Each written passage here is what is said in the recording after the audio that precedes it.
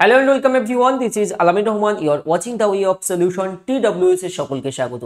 প্রিয় ছাত্রছাত্রীরা, competitive exam oriented current affairs March মাসের তৃতীয় সপ্তাহ, মার্চ মাসের থার্ড উইক, যেখানে আমরা 16 মার্চ থেকে 23 মার্চের মধ্যে গুরুত্বপূর্ণ সাম্প্রতিক ঘটনা আজকে চর্চা করব।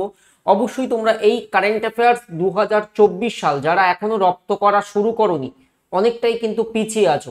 অর্থাৎ এখনো পর্যন্ত জানুয়ারি মাস এবং ফেব্রুয়ারি মাস এই দুটো ভালো করে কমপ্লিট করে নেবে। এর প্লেলিস্টের লিঙ্ক কিন্তু ভিডিও ডেসক্রিপশনে কিংবা TWS একাডেমি অ্যাপের মধ্যে এই যে কারেন্ট অ্যাফেয়ার্স নামক সেকশন আছে, এখানে গেলে সমস্তটাই গুছিয়ে পেয়ে যাবে। সঙ্গে পিডিএফটাও তোমাদেরকে অ্যাভেলেবেল করানো আছে। এছাড়া আমাদের চ্যানেলে এতগুলো ডেলি কিন্তু ফ্রি লাইভ ক্লাস হয়ে থাকে, তো তোমরা তোমাদের প্রয়োজন অনুসারে লাইভ ক্লাসে অংশগ্রহণ করবে। এবং যারা বেসিক থেকে ফাউন্ডেশন ব্যাচ করতে চাও, তোমরা অবশ্যই 2.0 আমাদের যে নতুন ফাউন্ডেশন ব্যাচ, সেই ব্যাচে জয়েন করতে ভুলবে না। আর টেলিগ্রামে জয়েন না থাকলে অবশ্যই যুক্ত হবে সমস্ত ক্লাসের লিঙ্ক এবং নোটিফিকেশন পাওয়ার জন্য। নতুন ছাত্রছাত্রীদেরকে বলছি, প্লে স্টোর থেকে টেলিগ্রাম অ্যাপ ইনস্টল করে সেখানে তোমরা সার্চ করো দ্য ওয়ে অফ সলিউশন আমাদের চ্যানেলের নাম দিয়ে, দেখবে ব্লু কালারের ভেরিফাইড টেলিগ্রাম পাবে। এখানে নির্দিষ্ট ক্লাসের সময় মতো আমরা কিন্তু ক্লাসের লিঙ্ক শেয়ার করে থাকি। আর অবশ্যই আমাদের অ্যাপ্লিকেশন তোমরা ইনস্টল করবে, ক্লাসের পিডিএফটাও পেয়ে যাবে। আজকের প্রথম প্রশ্ন স্ক্রিনে, সবগুলো প্রশ্নই বাছাই করা, সিলেক্টেড, ভালো করে দেখবে। সম্প্রতি মর্যাদাপূর্ণ অর্থাৎ প্রেস্টিজিয়াস সাহিত্য একাডেমি পুরস্কার প্রদান করা হয়েছে কতজনকে? তাহলে এবছর প্রেস্টিজিয়াস সাহিত্য একাডেমি অ্যাওয়ার্ড আমরা দেখব মোট 24 জনকে। দেখো, সাহিত্য academy has announced it's annual সাহিত্য একাডেমি অ্যাওয়ার্ড, অর্থাৎ বাৎসরিক যে সাহিত্য একাডেমি পুরস্কার সেটা ঘোষণা করেছে সম্প্রতি কোন প্রতিষ্ঠান? সাহিত্য academy. In 24 languages, 9 books of poetry, যার মধ্যে পোয়েট্রি থেকে 9টা, 6 of novel, 5 of short stories, 3 এসে and 1 literature study have won the সাহিত্য একাডেমি অ্যাওয়ার্ড 2023। এবার সবথেকে ইম্পর্টেন্ট হচ্ছে বাংলা ভাষার জন্য এবছর সাহিত্য একাডেমি পুরস্কার কে পেয়েছে। তো এই নোটসটা একটু কেয়ারফুলি লিখে দেবে, পরীক্ষার জন্য ইম্পর্টেন্ট। বাংলা ভাষাতে জলের ওপর পানি, এই নামটা মুখস্থ রাখবে। জলের ওপর পানি উপন্যাসের জন্য 2023 সালের সাহিত্য একাডেমি পুরস্কার পেলেন সাহিত্যিক স্বপ্নময় চক্রবর্তী। নামটা নোট করে নেবে, সাহিত্যিক স্বপ্নময় চক্রবর্তী জলের ওপর পানি উপন্যাসের জন্য এবছর সাহিত্য একাডেমি পুরস্কার পেলেন। দ্বিতীয় প্রশ্ন, নিম্নের কে সম্প্রতি CBSE চেয়ারপারসন নিযুক্ত হলো? তো সঠিক উত্তর হয়ে যাবে Rahul Singh, option B correct answer. এবং এখানে খেয়াল করবে অপশন সিতে রয়েছে মনোজ সোনি। মনোজ সোনি হলেন আমাদের যে union public service commission UPSC, তার চেয়ারম্যান। এটা একবার WBCS এও কিন্তু এসে গেছে। তাহলে ইউপিএসসি কারেন্ট চেয়ারম্যানকে মনোজ সোনি, ইউপিএসসি চেয়ারম্যান। দেখো, Rahul Singh has been appointed chairperson of CBSE, মানে কি central board of secondary education. এবং এর আগে এই পদে ছিলেন নিধি চিব্বর। অপশন ডিতে দেখো, খেয়াল করো, সো নিধি চিব্বর এই পদে ছিলেন, তো তাকে স্থলাভিষিক্ত করছেন কে? রাহুল সিং। এবং নিধি চিব্বর বর্তমান অ্যাডভাইজার হিসাবে নিযুক্ত হচ্ছেন কোথায়? নীতি আয়োগ, যেটা national institute for transforming India Aayog. 2015 সালে আমাদের নীতি আয়োগ স্ট্যাবলিশড হয়েছিল 1 জানুয়ারিতে। কোন রাজ্য সরকার বাজরা উৎপাদন বাড়ানোর জন্য বিনামূল্যে বীজ কিট বিতরণের ঘোষণা দিয়েছে? মানে বীজ কিট বলতে সিড কিট, যার মধ্যে বিভিন্ন ধরনের এই জাতীয় ডাল জাতীয় বা দানা জাতীয় শস্যের বীজ দেওয়া হবে, যাতে কৃষকরা নিয়ে সুন্দর করে বপন করে উৎপাদন বাড়াতে পারে। তো কোন রাজ্য সরকার বাজরা উৎপাদন বাড়াতে বিনামূল্যে বীজ কিট বিতরণের ঘোষণা দিয়েছে? সঠিক উত্তর হবে Rajasthan government, option C be correct answer. দেখো, Rajasthan government has decided to distribute করতে, বিতরণ করতে কি? Free seed of millet and coarse grain to the states farmer, রাজ্যের কৃষকদের, in a bid to boost millet production. রাজ্যে যে মিলেটের উৎপাদন সেটাকে আরো বুস্ট করতে, সেটাকে আরো বাড়াতেই মূলত এই প্রয়াস। এবারে বিভিন্ন স্টেটের CM গভর্নর চেঞ্জ হয়েছে, তো এবার থেকে তোমরা শুধুমাত্র ন্যাশনাল পার্ক নয়, স্ট্যাটিক জিকের মধ্যে Ramsar site, tiger reserve add করা হলো এবং নিউ অ্যানিমেশনে এবার থেকে দেখতে পাবে। তো অবশ্যই একটা লাইক কিন্তু করে দিও, এটা তৈরি করতে আমার অনেকটা সময় লেগেছে। তো রাজস্থান রাজ্য সম্পর্কে কি পয়েন্ট মুখস্থ রাখবো আমরা? রাজস্থানের রাজধানী মনে রেখে দেবো জয়পুর। এবং জয়পুর হচ্ছে 2019 সালে ঘোষিত হওয়া ভারতের সেকেন্ড সিটি হিসাবে মর্যাদা পায় ইউনেস্কোস ওয়ার্ল্ড হেরিটেজ সাইট। তাহলে ফার্স্ট সিটি যেটা ইউনেস্কোস ওয়ার্ল্ড হেরিটেজ সাইটের মর্যাদা পায় সেটা ছিল হিস্ট্রিক সিটি আহমেদাবাদ, গুজরাটে। তো জয়পুরকে আমরা আবার একটা নিকনেম আছে, সেটা কি, জয়পুরকে বলা হয় গোলাপি শহর বা পিঙ্ক সিটি। এবং পরীক্ষায় যদি কোশ্চেন্স আসে যে ফেমাস হাওয়া মহল কোথায় অবস্থিত, কারেক্ট অ্যান্সার হবে জয়পুরে। জয়পুর বা রাজস্থানের মুখ্যমন্ত্রী হলেন ভজনলাল শর্মা এবং রাজস্থানের রাজ্যপাল হলেন কলরাজ মিশ্র। রাজস্থানের খুব গুরুত্বপূর্ণ একটা শহর হচ্ছে, বিশেষ করে কোচিং এর জন্য খুব ফেমাস, সেটা হচ্ছে কোটা শহর। পরীক্ষায় যদি কখনো কোশ্চেন্স আসে যে এই কোটা শহর কোন নদীর তীরে অবস্থিত, তাহলে আনসার করে দেবে কোটা শহর আছে চম্বল নদীর তীরে। কোন নদী? চম্বল নদী।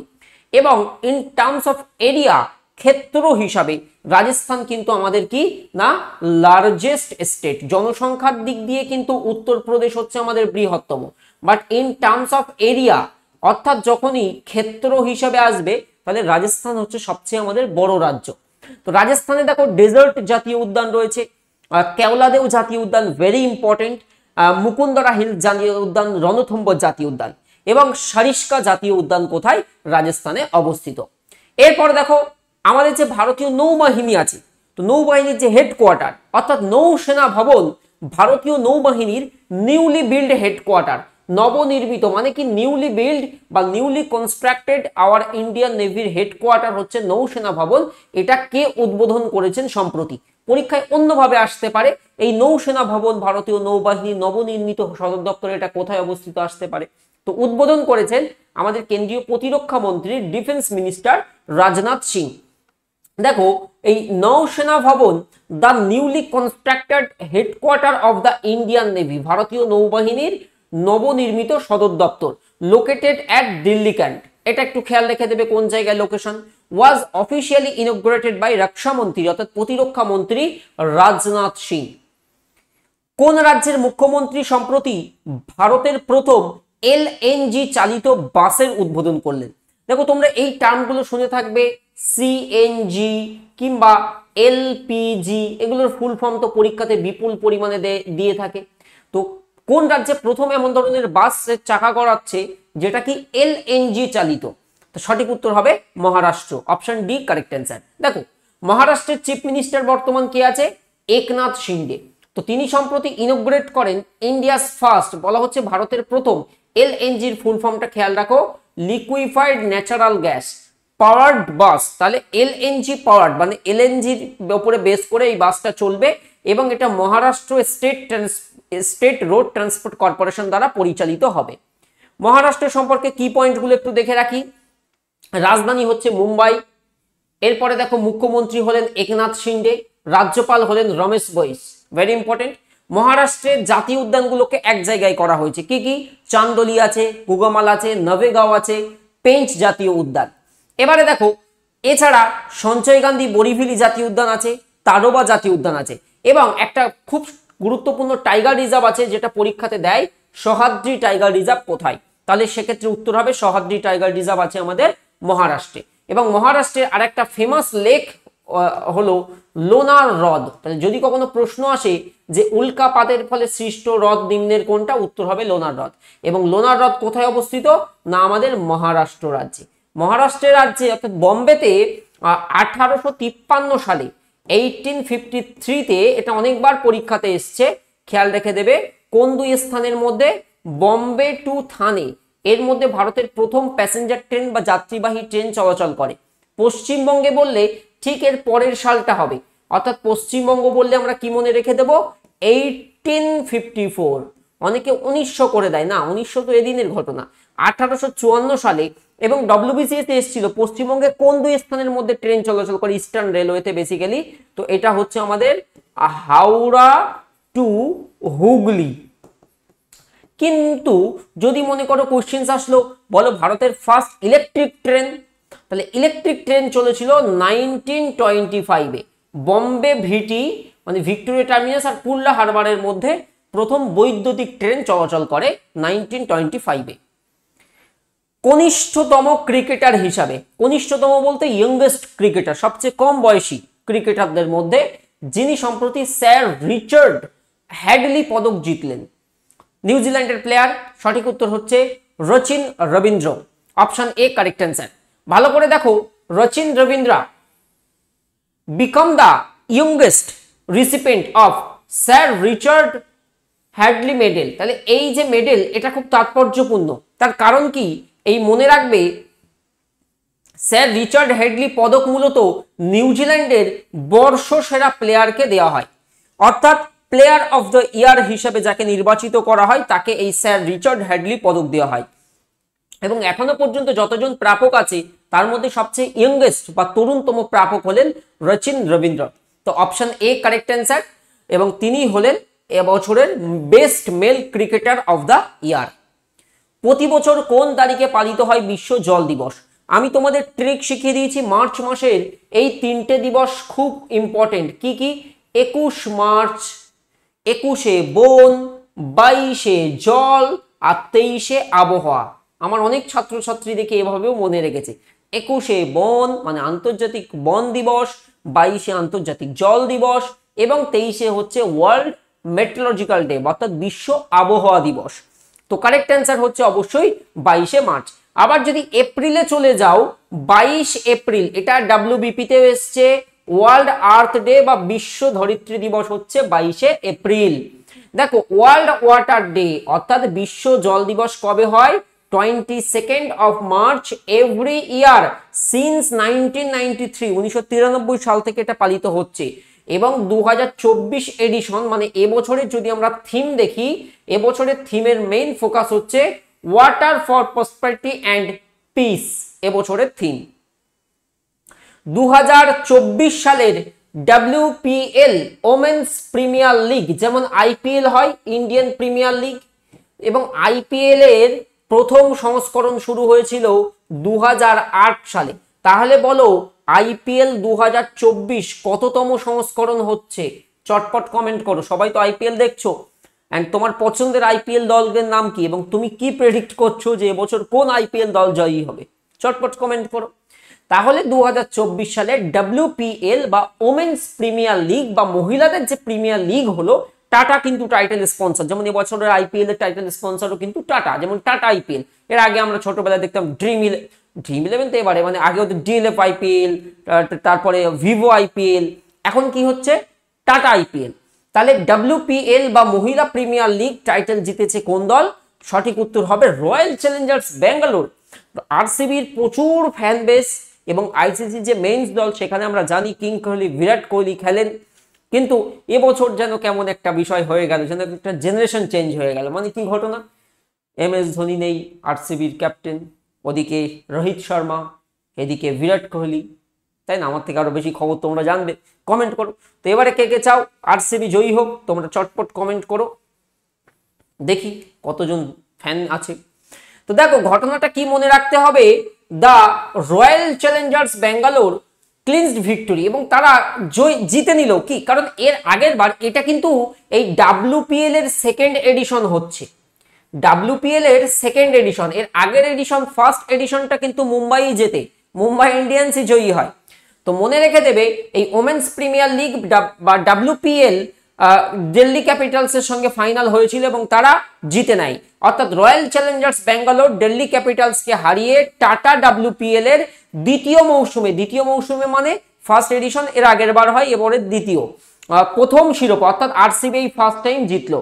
2023 সালে, এইটা একটু খেয়াল রাখবে, মুম্বাই শহরে WPL এর প্রথম আসর অনুষ্ঠিত হয় এবং প্রথম বিজয়ী দল ছিল মুম্বাই ইন্ডিয়ান্স।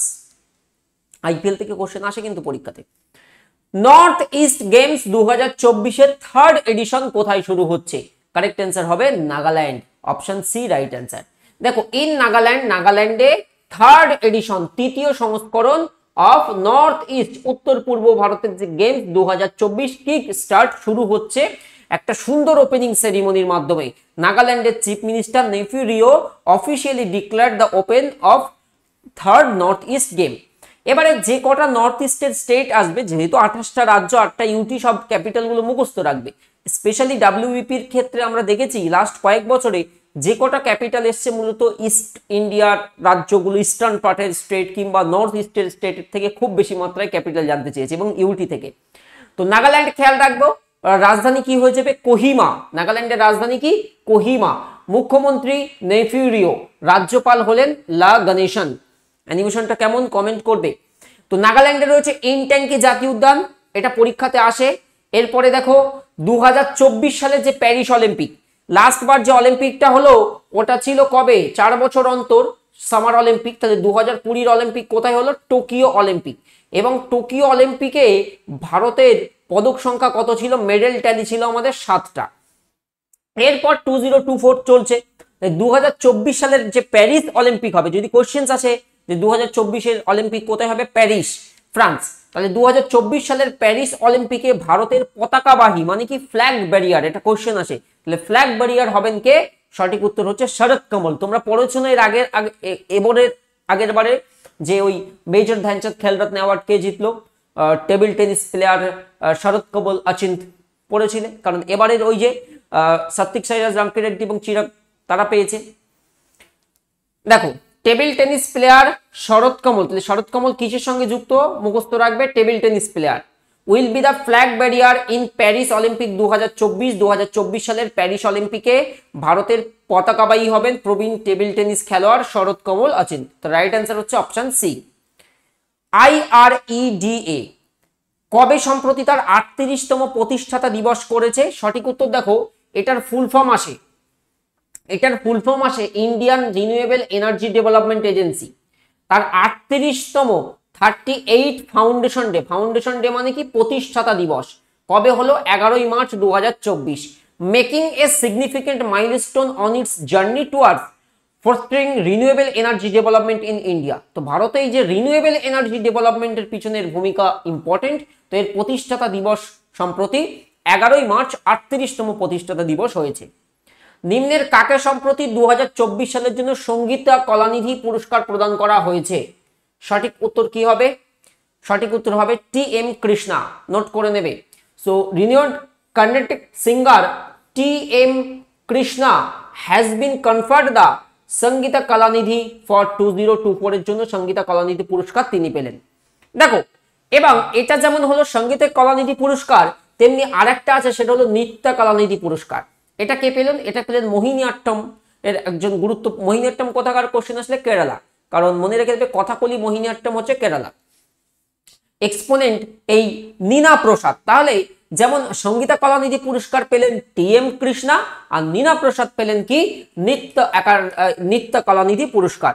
সঙ্গীতা কলানিধি হলো মূলত এগুলো মাদ্রাস মিউজিক একাডেমি কর্তৃক বার্ষিক একজন কর্ণাটিক সঙ্গীতজ্ঞকে দেওয়া উপাধি হচ্ছে সঙ্গীতা কলানিধি পুরস্কার। আর নৃত্য কলানিধি হচ্ছে মোহিনীঅট্টমের প্রখ্যাত নীনা প্রসাদ।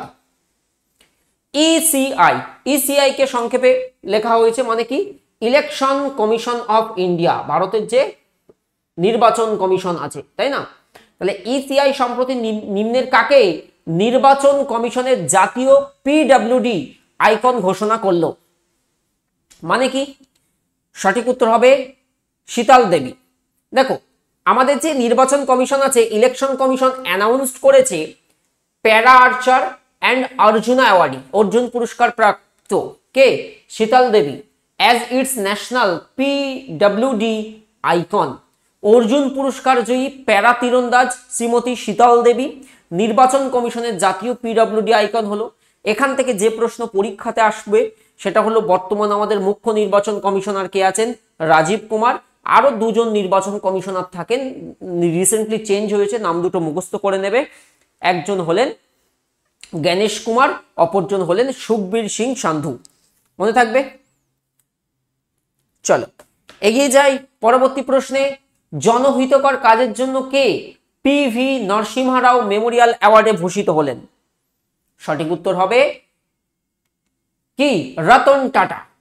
দেখো, Ratan Tata the former chairman of Tata Sons, Tata সন্সের প্রাক্তন chairman Ratan Tata was honoured with the PV Narasimha Rao memorial award. তার মেমোরিয়ালে যে অ্যাওয়ার্ড, সেটা এই award for his outstanding philanthropic contribution অর্থাৎ তার যে জনহিতকর কাজ তার জন্য তিনি এই পুরস্কারের জন্য ভূষিত হচ্ছেন।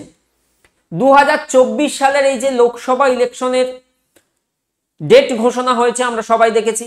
2024 সালের এই যে লোকসভা, আচ্ছা একটা প্রশ্ন আসে, রিসেন্টলি বোধহয় ফুড এসআইতেও এসেছিল, এটা একসময় এক্সাইজের পরীক্ষাতেও এসেছিল, এবং আমি ফুড এসআই দুদিন আগে আমি আলোচনা করছিলাম ক্লাসে। যদি কখনো কোশ্চেন্স আসে ভারতের প্রথম লোকসভা জেনারেল ইলেকশন কবে হয়, তাহলে মনে রেখে দেবে ওটা হয়েছিল 1951-52, এই পিরিয়ডে প্রথম লোকসভা নির্বাচন হয়। ভেরি ইম্পর্টেন্ট, এটা অনেকবার পরীক্ষাতে দিয়েছে। 2024 সালের লোকসভা নির্বাচন কত ধাপে অনুষ্ঠিত হবে, তো মূলত 7টা পর্যায় বা 7 ফেজ বা 7টা ধাপে।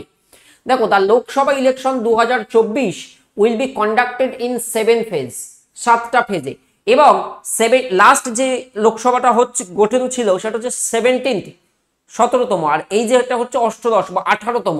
খেয়াল রাখবে, এখান থেকেও ছোট জিকে হতে পারে, যে অষ্টদশ লোকসভা নির্বাচনের দিনক্ষণ ঘোষণা করেছে ভারতের নির্বাচন কমিশন। সারা দেশে নির্বাচন অনুষ্ঠিত হবে 7টি দফায়।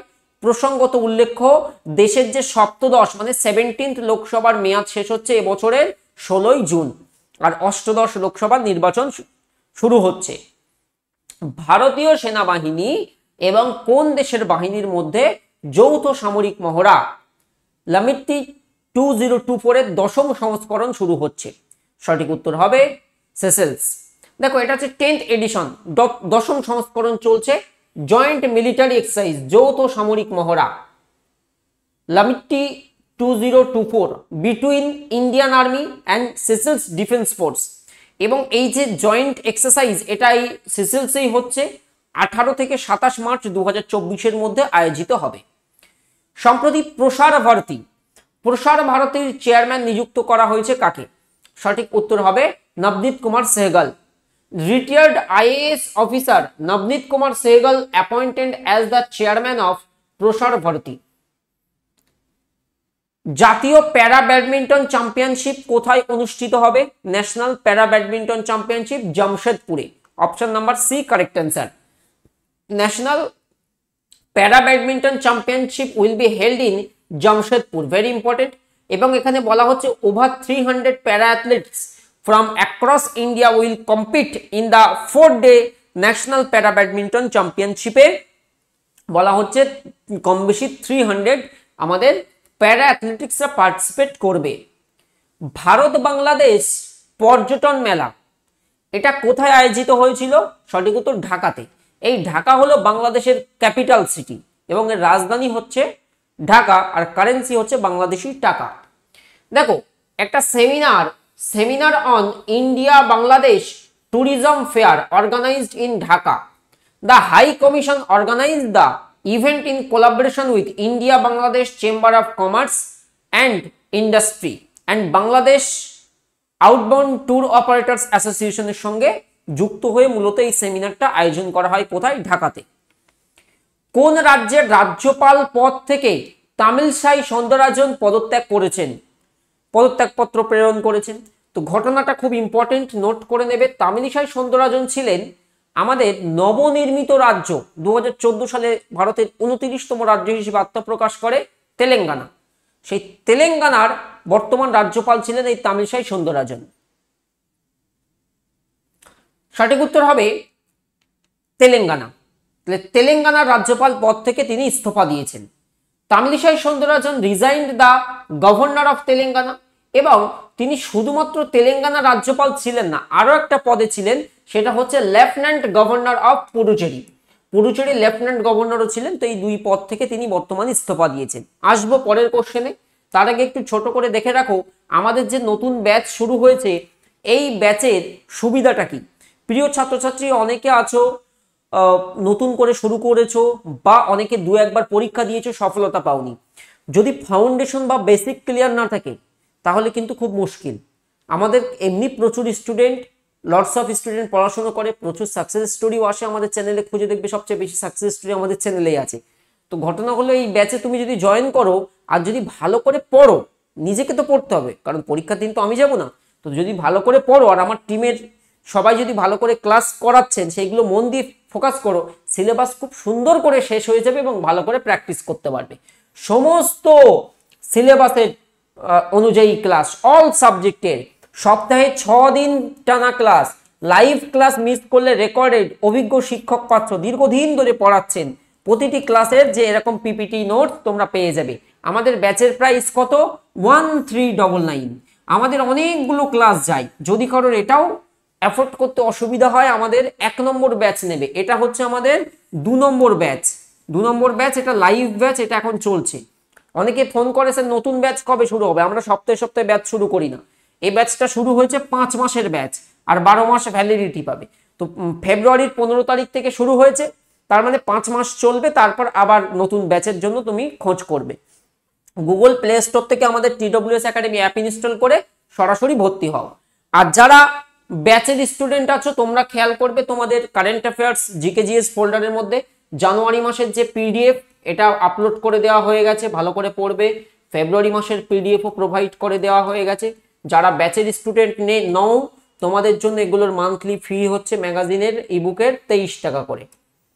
চাইলে তোমরা অ্যাপের কারেন্ট অ্যাফেয়ার্স সেকশন থেকে ডাউনলোড করতে পারবে। এগুলো A4 প্যাটার্নে থাকে, A4 পেজের হিসাবে সহজে জেরক্স প্রিন্ট আউট করতে পারবে। চলো এবারের প্রশ্ন রিলেট করতে পারবে লাস্ট কোশ্চেনের সঙ্গে। তাহলে পুডুচেরি লেফটেন্যান্ট গভর্নর বা তেলেঙ্গানার গভর্নর হিসাবে রিজাইন করলেন তামিলিসাই সৌন্দররাজন। নাও কোশ্চেন হচ্ছে তেলেঙ্গানার নতুন গভর্নর হিসাবে কাকে দায়িত্ব দেওয়া হয়েছে। দেখো কাকে দায়িত্ব গ্রহণ করেছেন মানে কি, যাকে দায়িত্ব দেওয়া হয়েছে তিনি অলরেডি কোনো একটা রাজ্যের রাজ্যপাল, তাহলে তাকে কি হয়েছে বর্তমানে অ্যাডিশনাল চার্জ হয়েছে। যেমন আমাদের পশ্চিমবঙ্গের দেখবে রাজ্যপাল ছিলেন এখন বর্তমান ভাইস প্রেসিডেন্ট জগদীপ ধনখড়, তো তিনি যখন ভাইস প্রেসিডেন্ট হলেন সেই সময় অ্যাডিশনাল চার্জে কে ছিলেন? লাল গণেশন ছিলেন। তারপরে এখন স্থায়ী রাজ্যপাল তিনি কে? সিভি আনন্দ বোস। তো মনে রেখে দেবে CP Radhakrishnan, option A correct answer. তিনি হচ্ছেন বর্তমান ঝাড়খণ্ড রাজ্যের রাজ্যপাল। কোথাকার? ঝাড়খণ্ডের গভর্নর কে? সিপি রাধাকৃষ্ণন। তাকে অ্যাডিশনাল চার্জ দেওয়া হলো, মানে অতিরিক্ত দায়িত্ব দেওয়া হলো governor of Telangana. Chief justice, তাহলে এখান থেকে একটা প্রশ্ন আসে যে রাজ্যের রাজ্যপালদের শপথ বাক্য কে পাঠ করান? এই রাজ্যপালদের ওথ সংক্রান্ত আর্টিকেল হচ্ছে আর্টিকেল 159, 159 সংখ্যক ধারা। সেখানে বলা হচ্ছে রাজ্যপালদেরকে শপথ বাক্য পাঠ করাবেন সেই সংশ্লিষ্ট রাজ্যের হাইকোর্টের প্রধান বিচারপতি বা তার অনুপস্থিতিতে যিনি প্রবীণ বিচারপতি থাকবেন। তাহলে chief justice of high court of Telangana, তেলেঙ্গানার হাইকোর্ট নবনির্মিত হাইকোর্ট, আর ভারতবর্ষে বর্তমান হাইকোর্ট হচ্ছে 25টা। এই যে Alok André administrate the oath of office to the newly appointed governor। এবারে দেখো তেলেঙ্গানা সম্পর্কে একটু জেনে নিই। তেলেঙ্গানা কবে প্রতিষ্ঠিত হয়? WBCS এসেছিল 2014 সালে। তেলেঙ্গানা আমাদের 29তম রাজ্য হিসেবে আত্মপ্রকাশ করে। কিন্তু স্যার ভারতের রাজ্য 28টা কেন এখন বর্তমানে? তার কারণ 2019 সালে দেখবে আমাদের যে জম্মু কাশ্মীর রাজ্য ছিল সেটাকে ভেঙে দুটো ইউটি করা হয়েছে, একটা জম্মু কাশ্মীর আর একটা লাদাখ। এই জন্য রাজ্যের সংখ্যা 28টা বর্তমানে। তো তেলেঙ্গানা রাজধানী হচ্ছে হায়দ্রাবাদ, আর এই হায়দ্রাবাদ আর সেকেন্দ্রাবাদ হচ্ছে টুইন সিটি, মানে কি যমজ শহর। আর যদি প্রশ্ন আসে হায়দ্রাবাদ শহর কোন নদীর তীরে অবস্থিত, উত্তর করে আসবে মতি নদীর তীরে হায়দ্রাবাদ শহর অবস্থিত।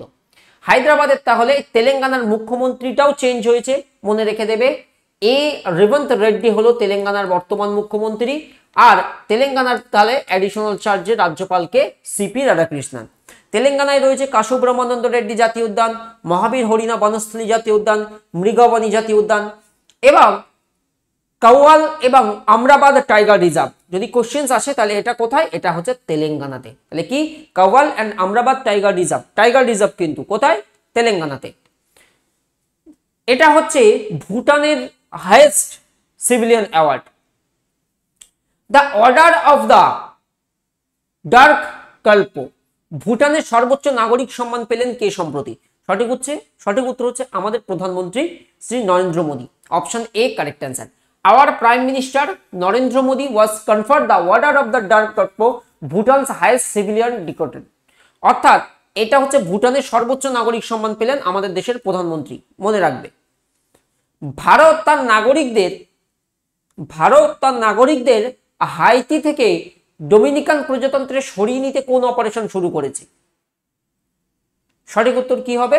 অপারেশন ইন্দ্রপতি।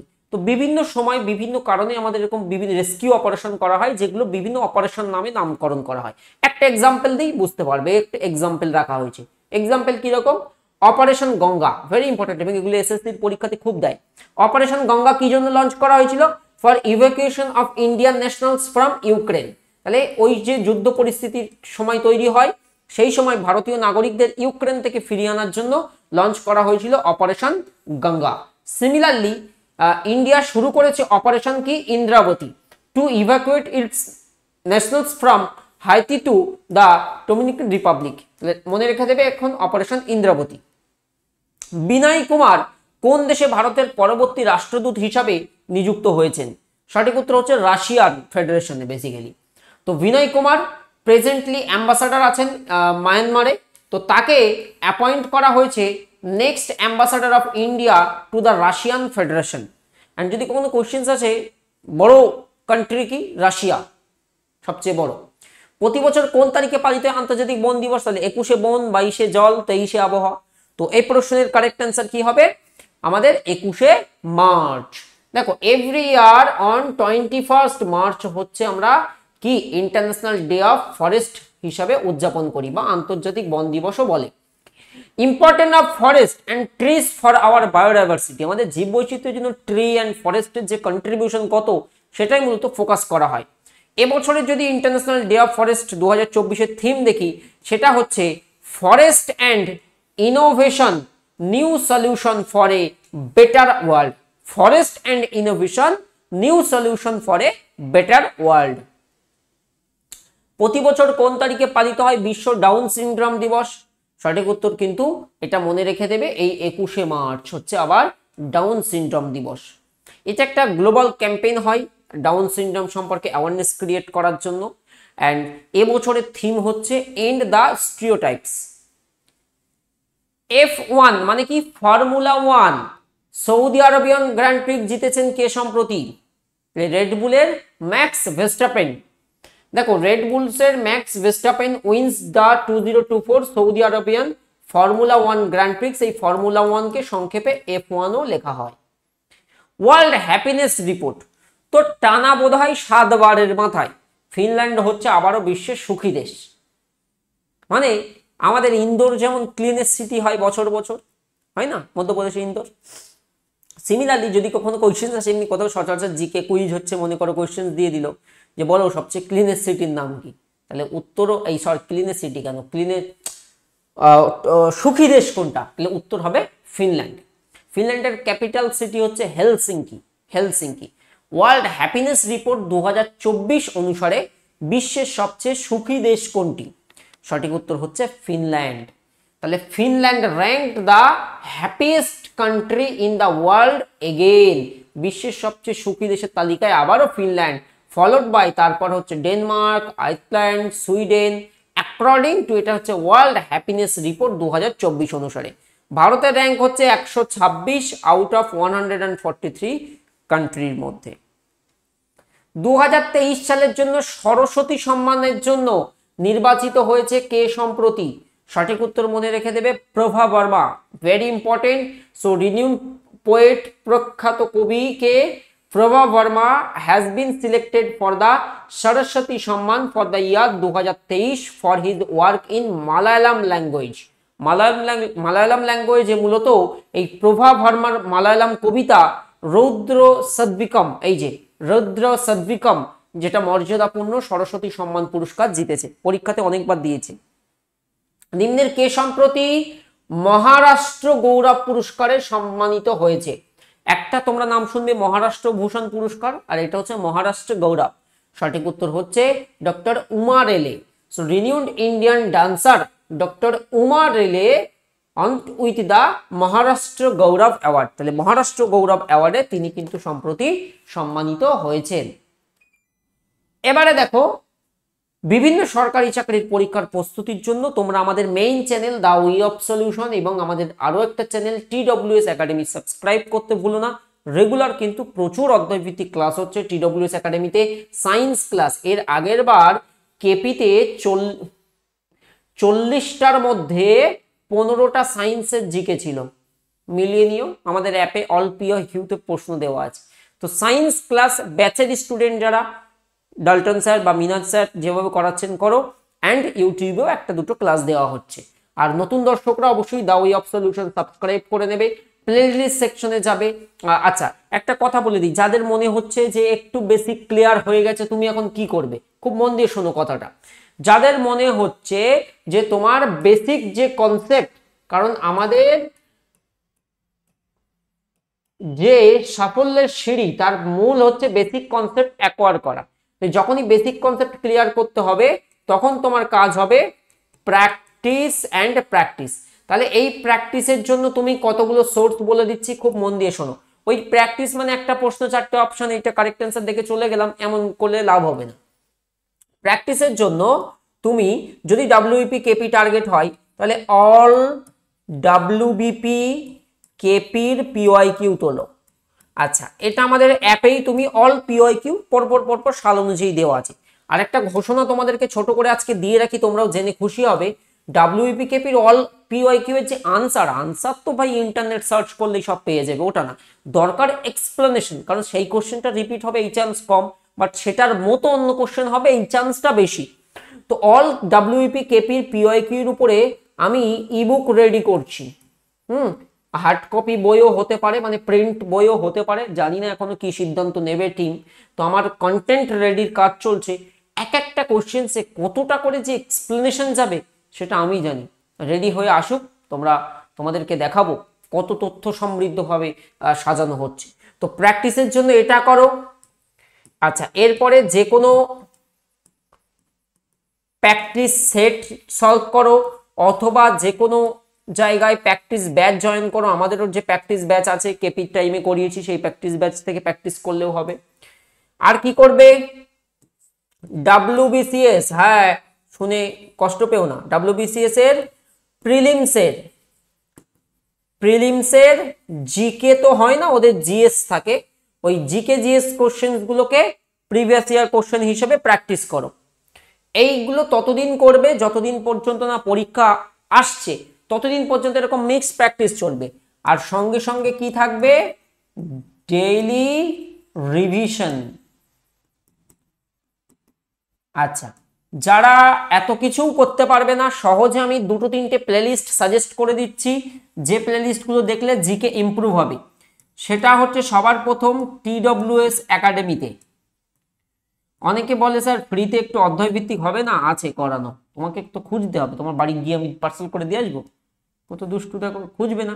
TWS একাডেমিতে অধ্যায় ভিত্তিক জিওগ্রাফি বলো, হিস্ট্রি বলো, স্ট্যাটিক জিকে বলো করানো আছে, এই কদিন আগেই করানো অধ্যায় ভিত্তিক জিকে করানো আছে। এই প্লেলিস্ট TWS একাডেমির প্লেলিস্টে গিয়ে খুঁজবে পাবে। এটা দেখবে জিকে এক্সপ্রেস আমার লাস্ট 3-4 বছরের পুরোটা দেখবে। জিকের ঝুলি আরাবুল স্যারের পুরোটা দেখবে। ডালটন স্যারের জিকে জিএস এবং সায়েন্স, ডালটন বাবুর কি কি আছে, জিকে আছে, সায়েন্স আছে, সব আছে। এই সত্যি তো ডালটন স্যার আজ আসেনি, তো ডালটন স্যার বিয়ের কেনাকাটা করতে ব্যস্ত, জানো, ভিতরের খবর বলে দিলাম। চলো ভালো থেকে এইভাবে করো। আর তার চেয়েও আর একটা বেস্ট ওয়ে আমি দেখিয়ে দিচ্ছি, সবগুলো এক জায়গায় আমি করে দিয়েছি, কোন জায়গায় যাবে বলে দিচ্ছি। যারা এত প্লেলিস্টও খুঁজতে পারবে না, আর বলো আমি বলে দিই আর কি করবো, এই দেখো এখানে চলে যাবে TWS একাডেমি অ্যাপে। তুমি পেইড স্টুডেন্ট হও বা ফ্রি স্টুডেন্ট হও, এই ক্লাসগুলো করলে লাভ হবে। কোথায় যাবে, এই যে ফ্রি কোর্স, কোনো পয়সা লাগবে না, এই যে ফ্রি কোর্স লেখা আছে না, পেইড কোর্সের নিচে ফ্রি কোর্সে একটা ক্লিক ঠুকে দেবে, এই যে এটাই ফ্রি ক্লাসেস, দেখতে পেয়েছো, পেইড কোর্সের নিচে ফ্রি ক্লাসের মধ্যে চলে গেলে দেখবে রিভিশনের জন্য বেস্ট প্লেলিস্ট ওখানে দেওয়া আছে, এবং এখানে কিছু বেস্ট ক্লাস দেওয়া আছে, ভালো করে প্র্যাকটিস করো। চলো অল দ্য বেস্ট। লাইক করতে ভুলো না, বন্ধুদের মধ্যে শেয়ার করো, হোয়াটসঅ্যাপে স্ট্যাটাস দিও, আমি কিন্তু লুকিয়ে দেখে নেবো, স্ট্যাটাস দিও অবশ্যই ভালো লাগলে। টাটা।